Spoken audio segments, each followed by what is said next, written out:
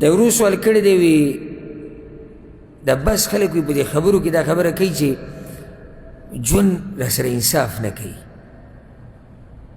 دا عبارت څنګه دی ژوند راسره انصاف نه کوي؟ الجواب څوک چې دا وایي چې ژوند راسره انصاف نه کوي نو دې زماني ته سپکې وایي او زماني ته په سپک نظر ګوري او د دې نه منه راغلی ته. ژوند همدغه زمانه ده او زمانه چې دی همدغه ژوند دی. اوس د ژوند چا سره وفا نه کوي یا زمانه چا سره وفا نه کوي، عدل نه کوي، دا ژوند چا پیدا کړی؟ الله. زمانه چا پیدا؟ الله پیدا کړی. نو چې کله یو کس داسې وایي چې دا زمانه انصاف نه کوي، په زمانه اعتراض کوي، نو اصل کې دا اعتراض په زمانه نه دی، په هغه چا دی چې دا زمانه پیدا کړې ده. یوه. دویمه، زمانه مخلوق دی، د زمانې په لاس کې څه دي چې ته انصاف نه کوي. ځکه حدیث کې من راغلی پیغمبر صلی الله علیه وسلم وایي د آدم بچی ما ته اذیت رسوي.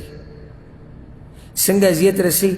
وایي دې زمانې ته سپکې سپورې وایي، حالانکه وایي زمانه خو زما په لاس کې د اقلب لیله و نهاره، شپه ورځ خو ژاړم راوړم.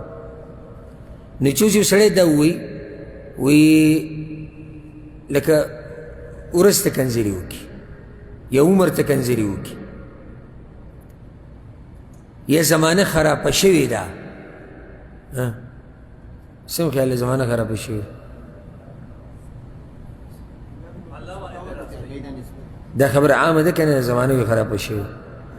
زمانې ته د خرابوالي نسبت مه کوه.